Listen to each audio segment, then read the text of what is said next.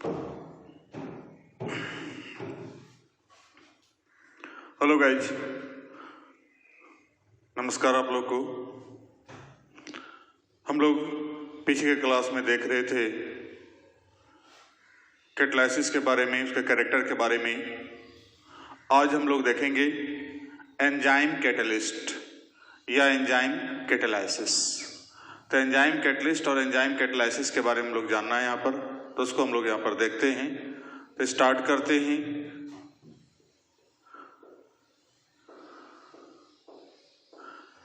Enzyme catalyst and enzyme catalysis.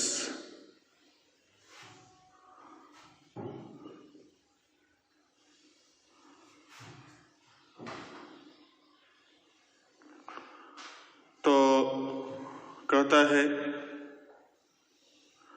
During any biochemical reaction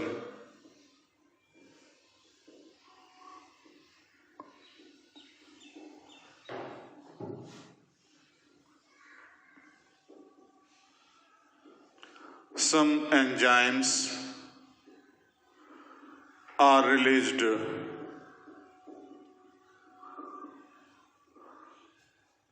by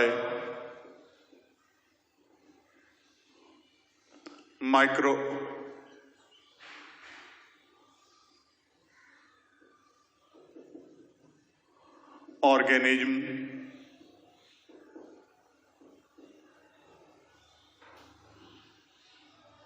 or our biological system.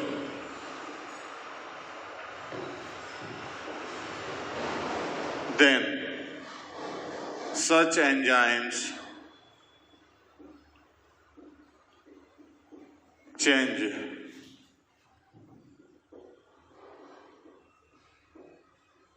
rate of that chemical reaction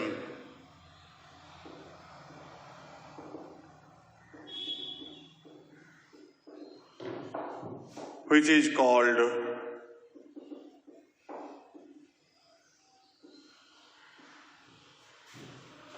enzyme catalyst. And this phenomenon is called enzyme catalysis.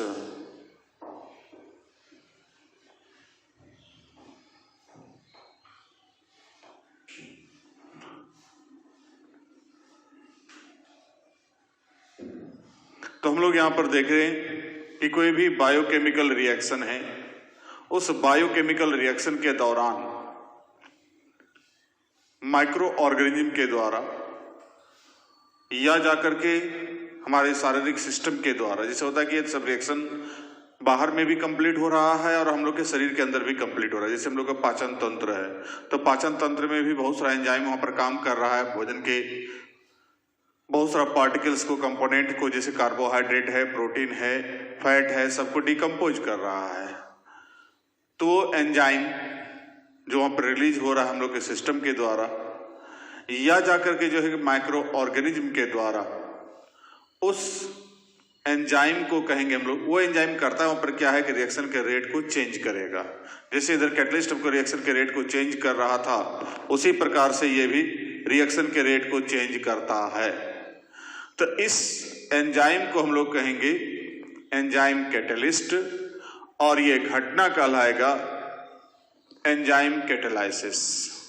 तो मतलब catalysis का जो घटना घटित हो रहा है उस एंजाइम की उपस्थिति में, उसको कहेंगे एंजाइम कैटालिसिस और वो पदार्थ कहलाएगा एंजाइम कैटलिस्ट। पहले इसको लिख लीजिए।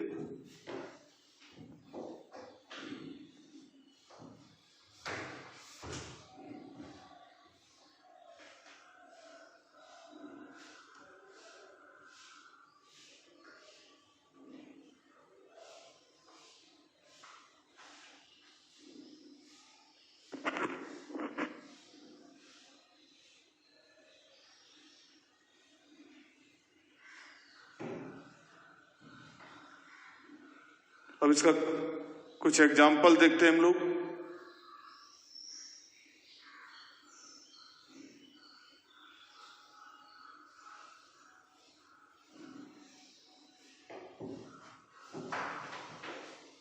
हो गया।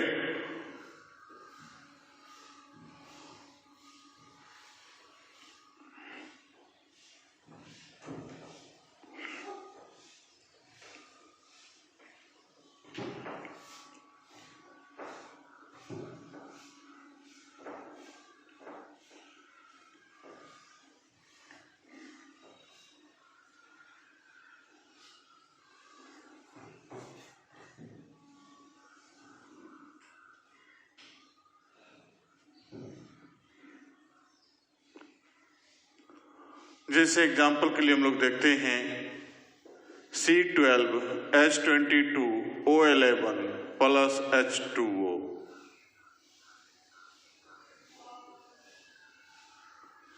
C12H22O11 plus H2O।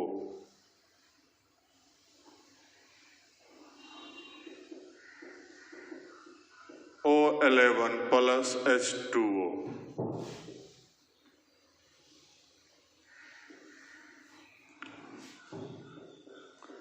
C6H12O6, C6H12O6 glucose glucose. C6H12O6 plus C6H12O6 glucose fructose. C6H12O6 plus C6H12O6 तो यहाँ ग्लूकोज और एक गैलेक्टोज। तो अलग अलग पदार्थ यहाँ पर है, तो इसका मतलब यहाँ पर है माल्टोज, यहाँ सुक्रोज और यहाँ लैक्टोज। तीनों का फॉर्मूला एक ही है, आइसोमर है तीनों एक दूसरे का। अब उसके बाद यहां जो है maltase enzyme,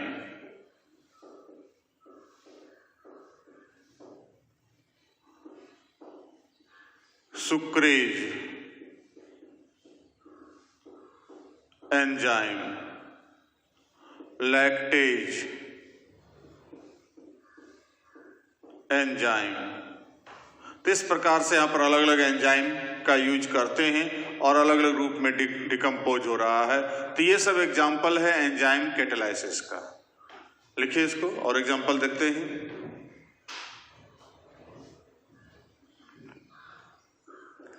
NH2 CONH2 urea plus H2O urease enzyme. NH3 plus CO2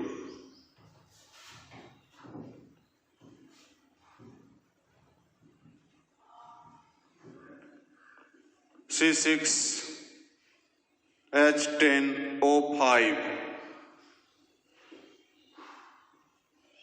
ये है स्टार्च जो हम लोग खाना खाते हैं। NH2O। अब यहां पर एमाइलेज जो हम लोग के पाचन तंत्र में एंजाइम मुक्त होता है। अब ये बनाया इसको तोड़ करके C6H12O6 ग्लूकोज का। तो ये सारा एग्जाम्पल्स दिखाई पड़ रहा है आपको एंजाइम कैटालाइसिस का। तो बहुत सारा एग्जाम्पल और भी बहुत ज्यादा एग्जाम्पल है। बहुत सारा बायोकेमिकल रिएक्शन कंप्लीट हो रहा है, दूध से दही बन रहा है, वहां भी बायोकेमिकल रिएक्शन हो रहा है। या और भी बहुत सारा जाकर के जो है डिकम्पोजिशन, कोई भी चीज जो मैंने पका हुआ भोजन वगैरह सब खराब हो जाता है, तो वहां पर भी बायोकेमिकल रिएक्शन कंप्लीट हो रहा है और वहां पर डिकम्पोजिशन हो रहा है due to presence of enzyme. और वो एंजाइम कहाँ से रिलीज हो रहा है? तो माइक्रो ऑर्गेनिज्म के द्वारा। और वो माइक्रो ऑर्गेनिज्म जब उस एंजाइम को रिलीज करता है तो वो इसके उपस्थिति में इस रिएक्शन का रेट या ऐसा ढंग का और भी जो रिएक्शन है उस रिएक्शन का रेट क्या होता है? बढ़ जाता है, चेंज हो जाता है। इसलिए वो एंजाइम क्या है? एंजाइम कैटेलिस्ट है और ये घटना क्या कहलाएगा? Enzyme catalysis. ठीक है, लिखिए इसको।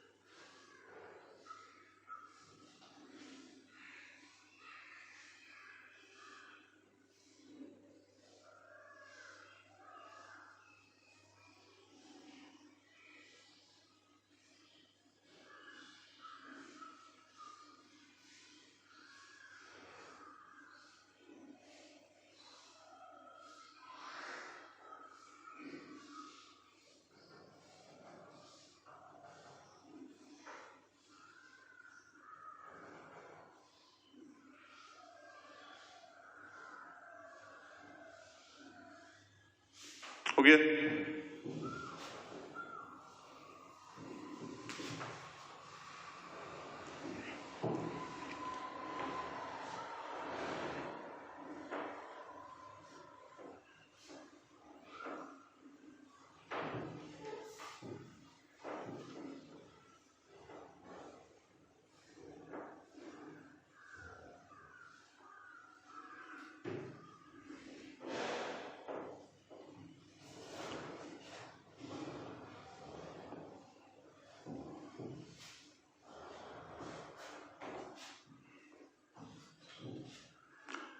Some other examples.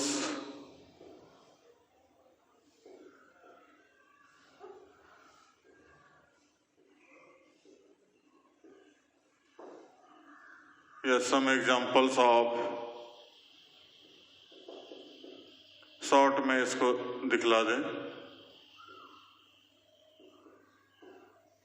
Enzyme,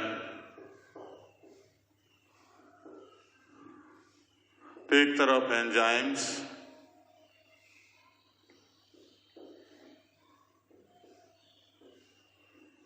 source,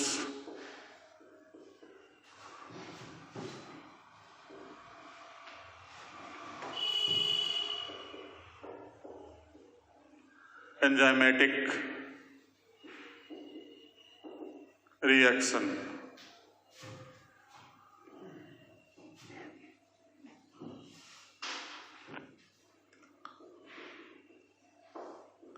pepsin,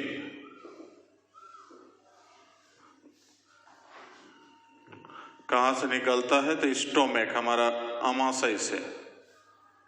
pepsin करता क्या है? तो प्रोटीन को एमिनो एसिड में चेंज करता है।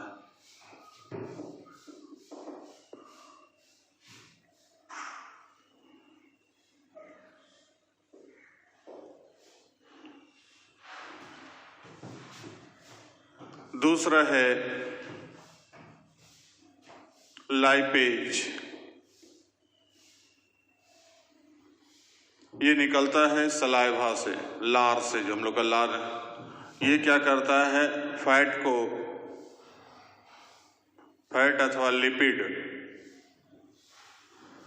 इसको चेंज करता है ग्लिसरॉल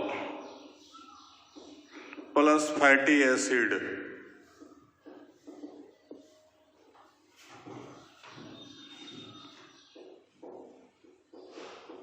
तीसरा है ट्रिप्सिन,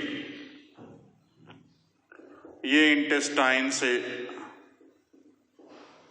निकलता है और ये भी प्रोटीन को एमिनो एसिड में कन्वर्ट करता है।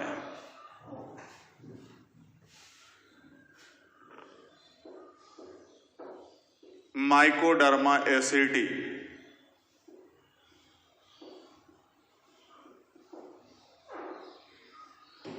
ये विनेगर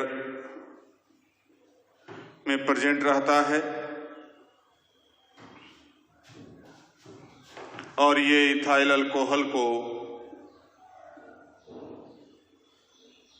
एसिटिक एसिड में चेंज करता है।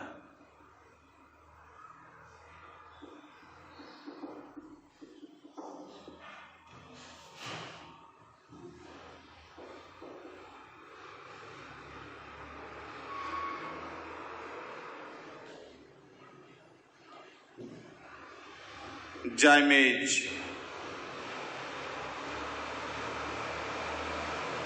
ईस्ट से निकलता है और ये ग्लूकोज को इथाइल अल्कोहल प्लस CO2 के रूप में कन्वर्ट करता है।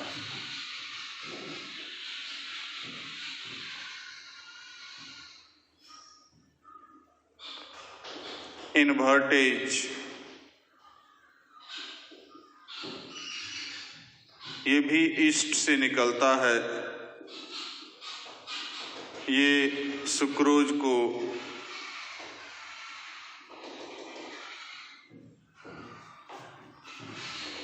ग्लूकोज प्लस फ्रुक्टोज में कन्वर्ट करता है।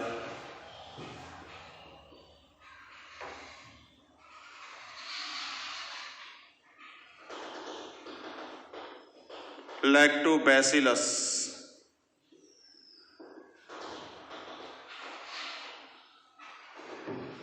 ये कर्ड में रहता है, दही में, और ये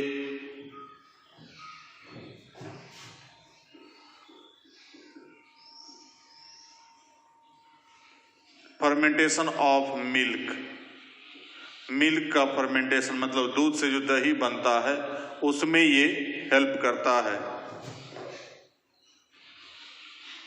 इसी प्रकार से और भी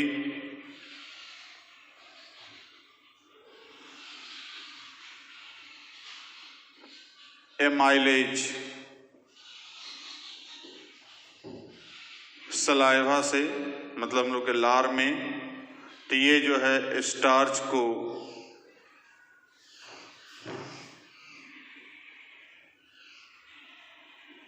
ग्लूकोज में कन्वर्ट करता है।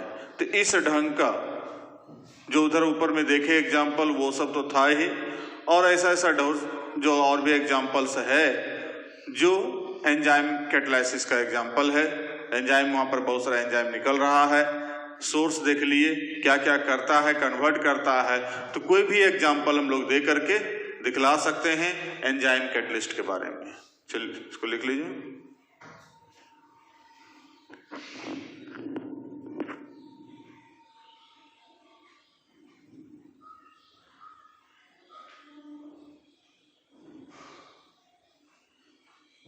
हो गया?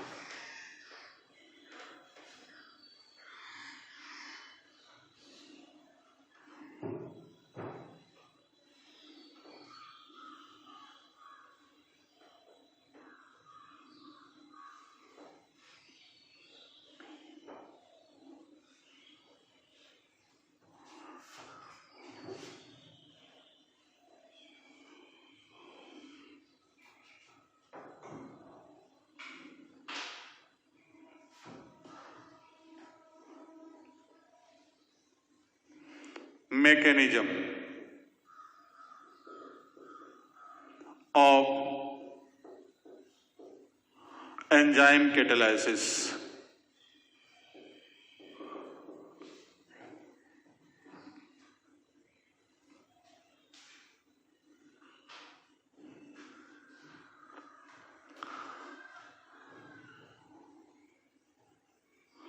During this phenomenon,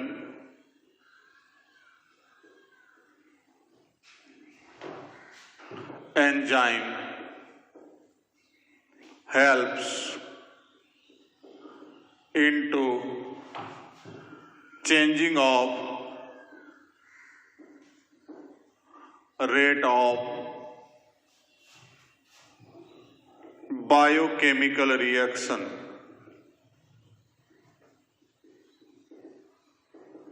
in different steps। तो हम लोग यहाँ चूंकि ये बायोलॉजिकल घटना है, लेकिन फिर भी इसमें जो केमिकल रिएक्शन कंप्लीट हो रहा है, तो जब इस पर देखा गया कि नहीं क्या एक ही स्टेप में कंप्लीट हो रहा है या नॉर्मल रूप में वे काम कर रहा है, तो बोलते नहीं, ये स्टेप वाइज काम कर रहा है। कई स्टेप में, जैसे वहां पर ट्रांजिशन स्टेट थ्योरी हम लोग देखे हैं कि इंटरमीडिएट का निर्माण होता है, ठीक उसी प्रकार से यहां भी इंटरमीडिएट का निर्माण होगा और तब जाकर के जो है कि हमको प्रोडक्ट का निर्माण करेगा। मतलब पहले ग्राउंड स्टेट से फिर एक्साइटेड स्टेट में जाएगा, एक्साइटेड स्टेट से फिर ग्राउंड स्टेट में लौटेगा, एंजाइम को अलग रिलीज करेगा। तो इस प्रकार से आगे जो है कि ये प्रोसेस कंप्लीट होता है। तो उसको देखते हैं हम लोग।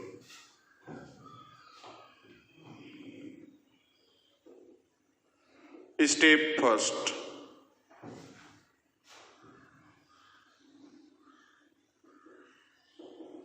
it is a fast reaction। Enzyme is attached with reactant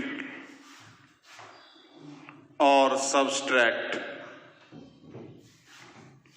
reactant को कैपिटल आर से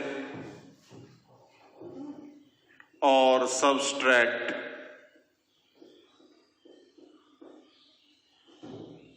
then an intermediate is obtained. तो जैसे यहां पर E for enzyme plus S for substrate. अब ये दोनों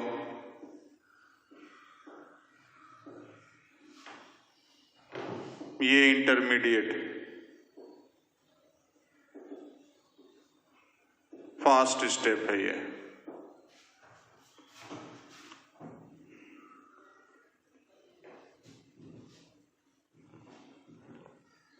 step 2, then activated complex, reactivated complex intermediate और intermediate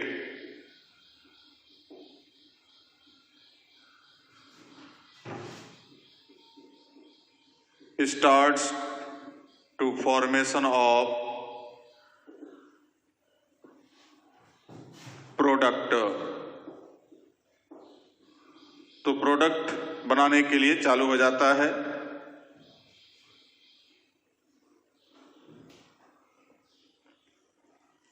तो ये ES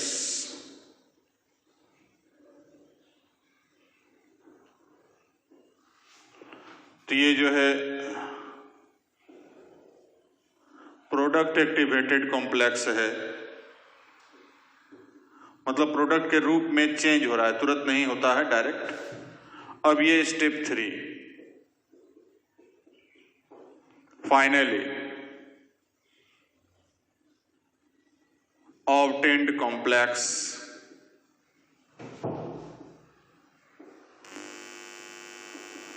is changed as product.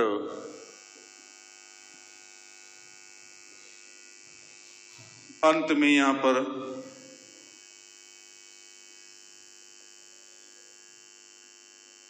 Enzyme अलग हो गया और P हो गया प्रोडक्ट।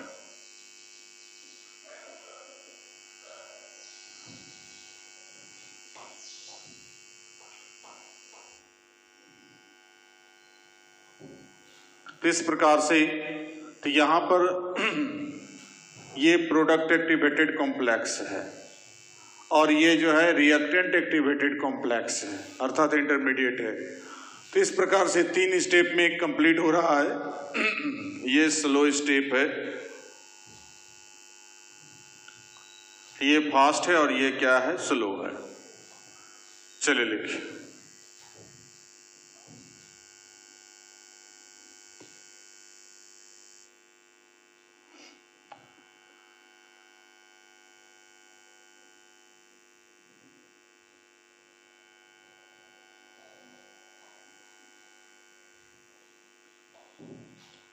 लिख लिया। तो ये था फास्ट, ये स्लो और ये फास्ट। तो इस प्रकार से जाके जो है कि पूरा रिएक्शन मैकेनिज्म इसका देखे ट्रांजिशन स्टेट थ्योरी के आधार पर जाकर के। यहाँ ग्राउंड स्टेट है, उधर एक्साइटेड स्टेट है, ये दोनों जो जाकर के जो है कि हमको हाई एनर्जी लेवल में है। अब उसके बाद यहाँ फाइनली ये low energy level ground state में पहुंच गया, एंजाइम को रिलीज कर दिया गया, एंजाइम पुनः अलग हो गया और जाके हमको प्रोडक्ट का निर्माण हो गया। ये रिएक्शन, ये जो मैकेनिज्म है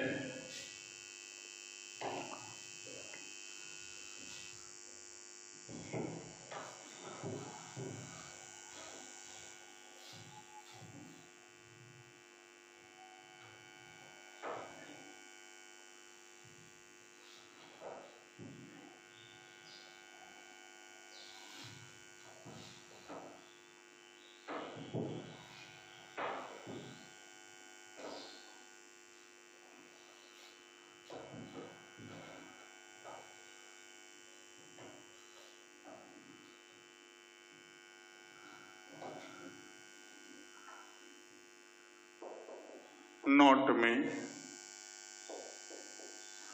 such method of mechanism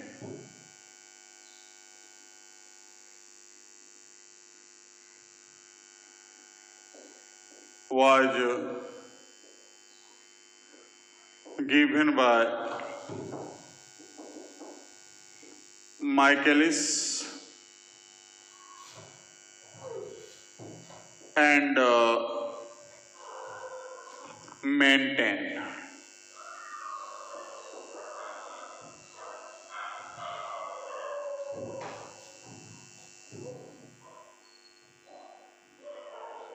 तो माइकेलिस और मेंटेन ने इस मैकेनिज्म का मेथड को दिया था, इसलिए उनका यहां पर चर्चा करना जरूरी था। अब हम लोग यहां पर देखें, but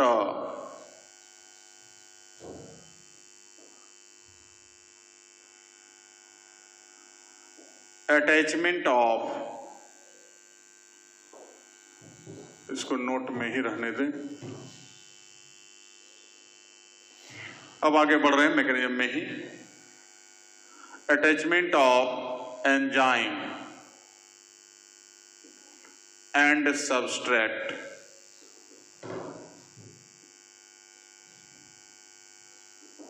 is completed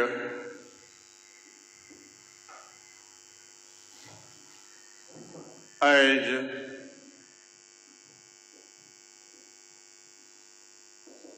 following two methods।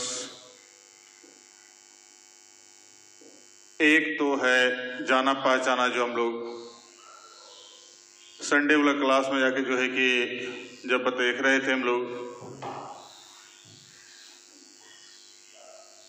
Everyday life वाला जो कैंप था जिसमें मेडिसिन के बारे में चर्चा कर रहे थे, तो वहां पर एक दिए थे lock and key model.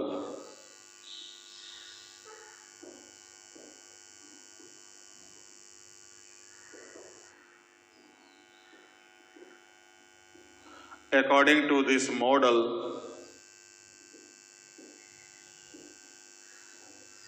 enzyme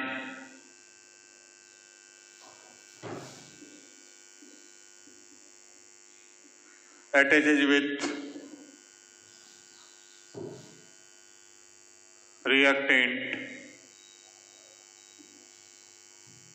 as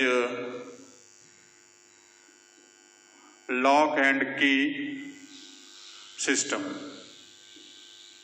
मतलब जिस प्रकार की ताला और चाबी में जो सिस्टम है कि ताला का जो लीवर है और चाबी का जाकर के जो है कि वहाँ खांचा जो बना होता है, उसमें जो एडजस्टमेंट जिस प्रकार से होता है, जो हम दिखलाए थे कि जाकर के जो है कि यदि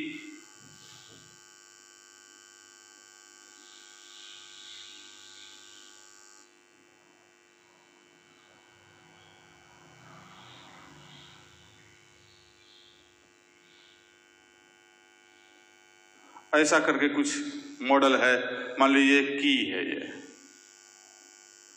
तो उधर से जो लीवर जो होगा तो वो तो जाकर के जो है कि छोटा होगा, ये पहले ऊपर बड़ा होगा,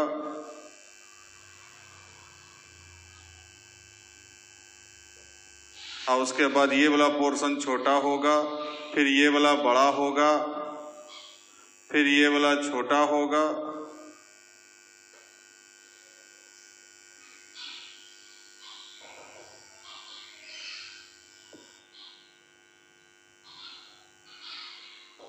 अब ये वाला फिर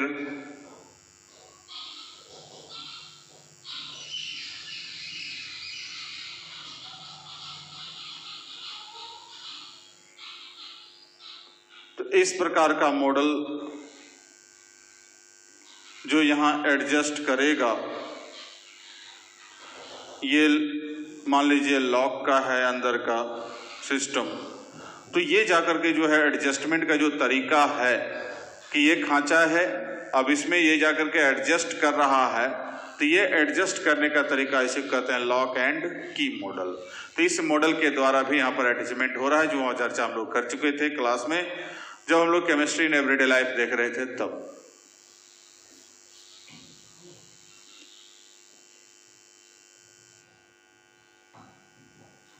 तो यहां पर जो है कि ये की के जगह पर ये हो गया एंजाइम और ये हो गया substrate.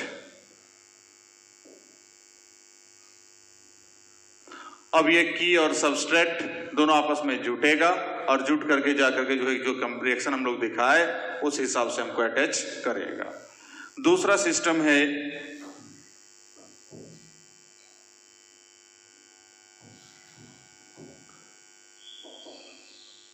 Hand and gloves model.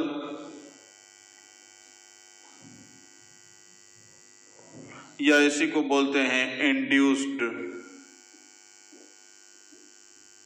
Feet model. According to this model, enzyme induces substrate and then structures of both substances fit with each other like hand and gloves।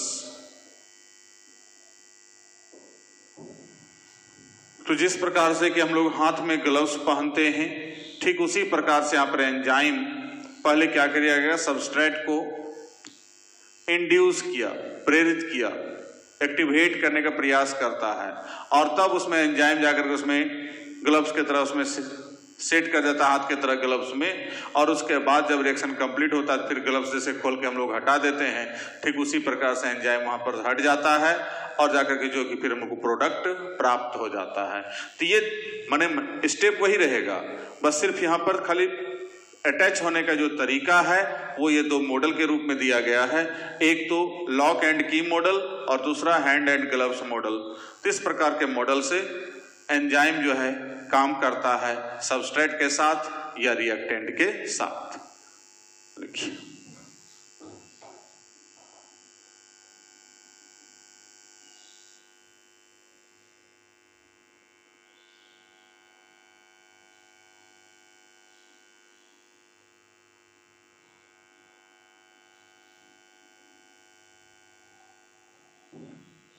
हो गया।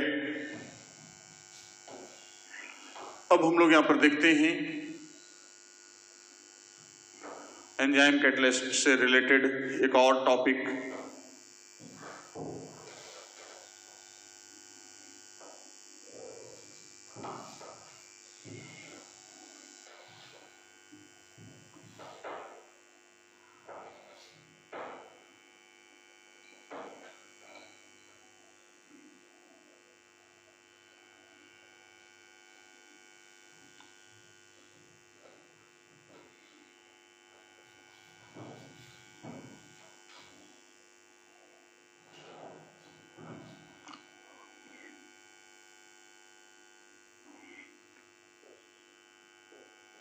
Characters of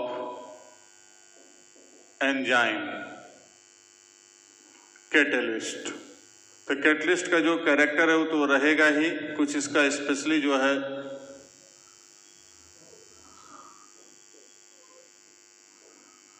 enzyme represents following special characters which are essential, जो आवश्यक भी है। ऐसा नहीं कि खाली कैरेक्टर दिखला दिया सो बात नहीं है, इसका कुछ स्पेशल कैरेक्टर है जो आवश्यक भी है जहां जहां पर जरूरत पड़ता है। जैसे हम लोग यहाँ पर है टेम्परेचर, आपने कभी देखा होगा मम्मी जी को दही जमाते हुए, पहले भी चर्चा किए थे। तो वहां पर जाकर के जो है कि दही जमाने से पहले मम्मी जी क्या करती है, जो भी है घर में, तो वो दूध को गर्म करती है। गर्म करने के बाद अपने थर्मामीटर से, जो थर्मामीटर अंगुली वाला थर्मामीटर है, उससे बीच बीच में अंगुली दे करके देखती है कि कितना उसका टेम्परेचर है दूध का, अर्थात दूध कितना गर्म है। तो दूध ज्यादा गर्म भी नहीं चाहिए और दूध ज्यादा ठंडा भी नहीं चाहिए। तो इसका मतलब है कि एक वैसा ऑप्टिमम टेम्परेचर चाहिए जिस पर कि उसमें जब दही हम डालते हैं तो उसमें जो एंजाइम प्रेजेंट है, जो उसमें माइक्रो ऑर्गेनिज्म प्रेजेंट है, वो उस समय एक्टिवेट रहे और वो एंजाइम को रिलीज करे। और वो एंजाइम को जब रिलीज करेगा तो एंजाइम उस टेम्परेचर पर क्या करेगा, काम करेगा। ज्यादा टेम्परेचर होगा तो भी एंजाइम काम नहीं करेगा, कम टेम्परेचर होगा तो भी एंजाइम काम नहीं करेगा। तो उसी ढंग का यहाँ पर जाकर कुछ कंडीशन यहाँ पे देखते हैं, उसके बाद तब फिर हम लोग चर्चा करते हैं।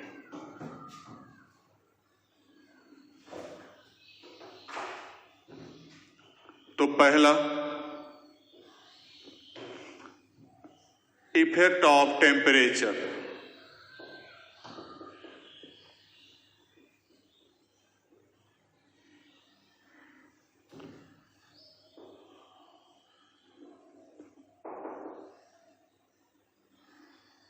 Enzyme does not act at low temperature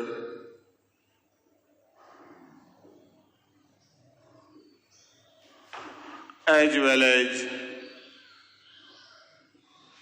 high temperature.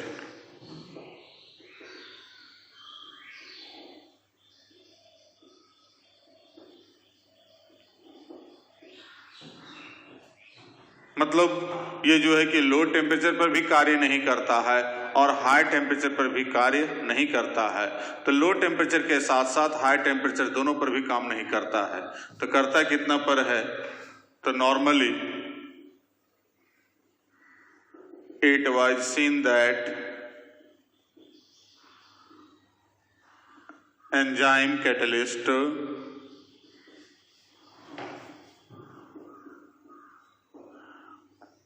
acts between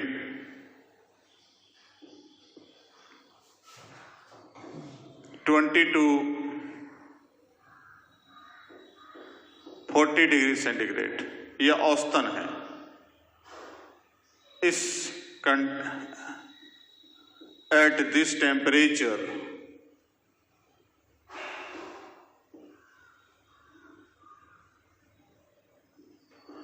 its activity is high।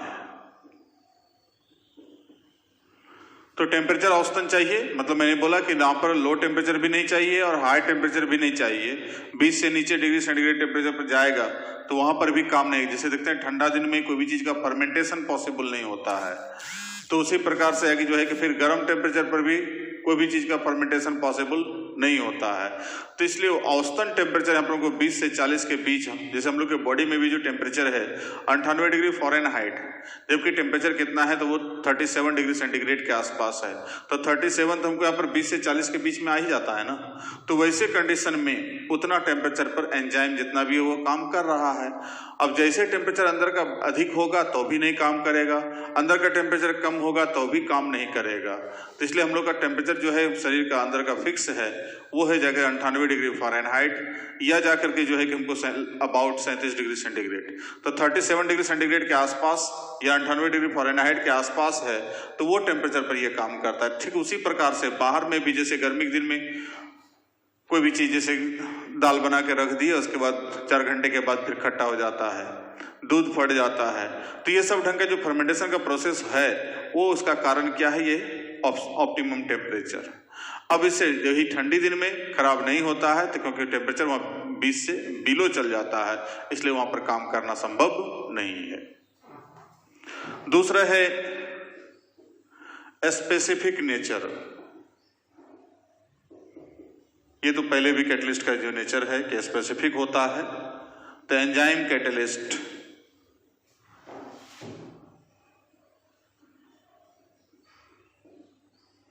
Is specific in nature.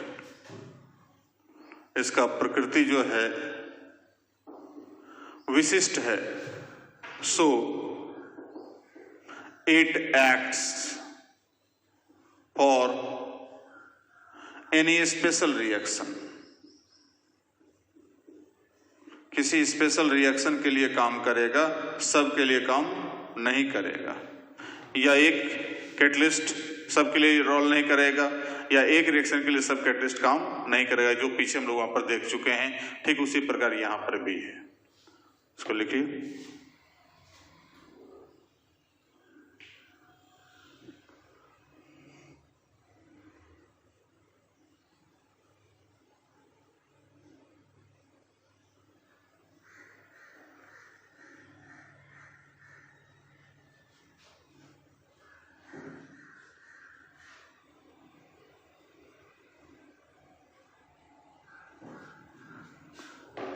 मिटा दो। चलिए देखते हैं फटाफट और एक दो ठो इसका स्पेशल कैरेक्टर। बाकी जो कैटलिस्ट का काम है बस वही तरह से काम करेगा। ये कैटलिस्ट का जो कैरेक्टर है वो तो रहेगा ही।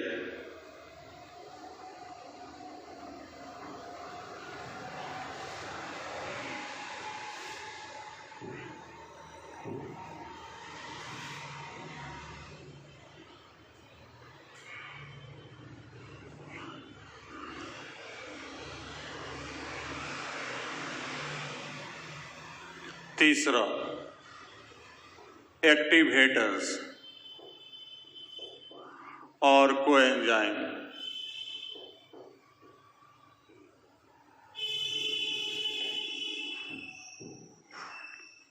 Since we know that catalyst is activated by promoter, promoter के द्वारा एक्टिवेट होता है। Similarly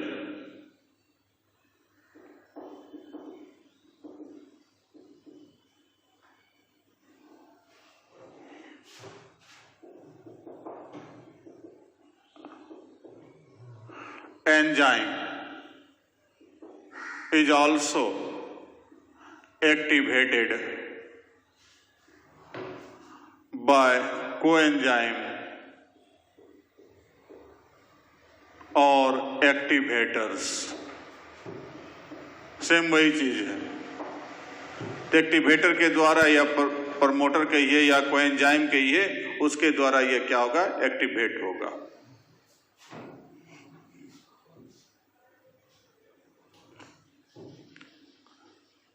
Here Na plus Ca plus 2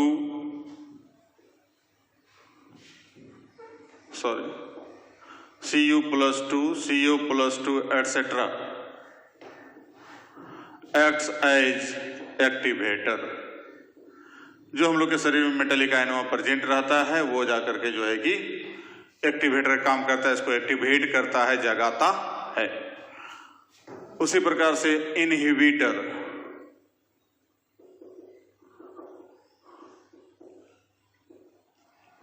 since we also know that catalyst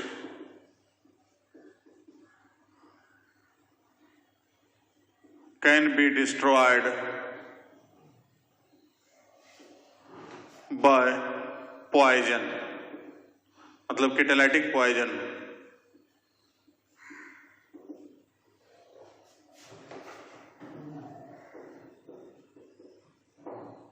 So enzyme catalyst is also destroyed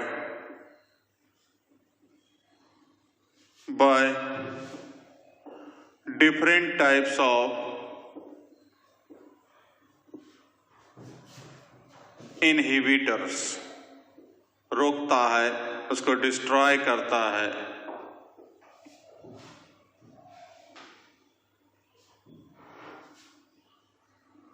Here Ag plus Hg plus etc. metallic ions act as inhibitor, तो inhibitor के रूप में कार्य करता है। ये सभी आयन यदि प्रेजेंट रहा तो इसके द्वारा डिस्ट्रॉय होगा, ये सब के द्वारा। ये एक्टिवेट करेगा, ये क्या करेगा, डिस्ट्रॉय करेगा।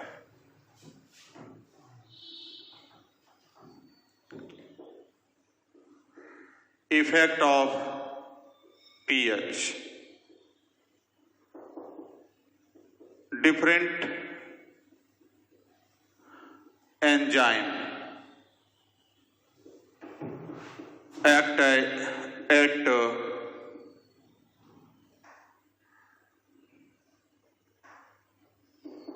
into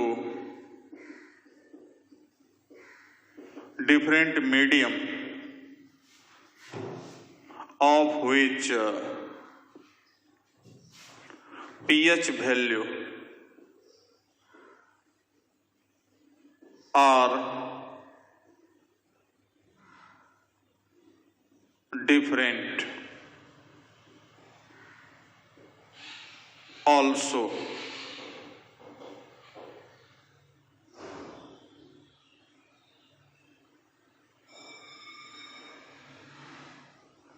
तो अलग अलग पीएच वैल्यू पर ये एक्ट करता है कि जैसे मान लीजिए अलग अलग कोई एंजाइम है, जैसे हम लोग लार में जो एंजाइम है, तो लार में जो एंजाइम प्रेजेंट है, तो लार चूंकि होता है अल्कलाइन, तो जिसका पीएच का मान 7 से अधिक है, तो 7 से अधिक है तो वहां पर वो काम कर रहा है। लेकिन वही जब छोटी अंदर आमाशय में जाएंगे तो आमाशय में स्टोमक में जाने के बाद वहां पर जाकर के HCl के स्रावित होने के कारण वहां का नेचर हो जाता है एसिडिक, तो वहां पर जो एंजाइम निकलेगा वो 7 से नीचे के पीएच वैल्यू पर काम करेगा। तो जहां जहां जैसा मीडियम है उसके हिसाब से वहां पर वैसा ही एंजाइम को स्रावित किया जाता है। कौन कौन सा एंजाइम किस पीएच वैल्यू पर काम कर रहा है उसके मीडियम के नेचर पर डिपेंड करता है। तो ये सब था इसका स्पेशल कैरेक्टर्स। अब यहाँ तक हम लोग का जो है कैटलिस्ट का कोटा खत्म होता है।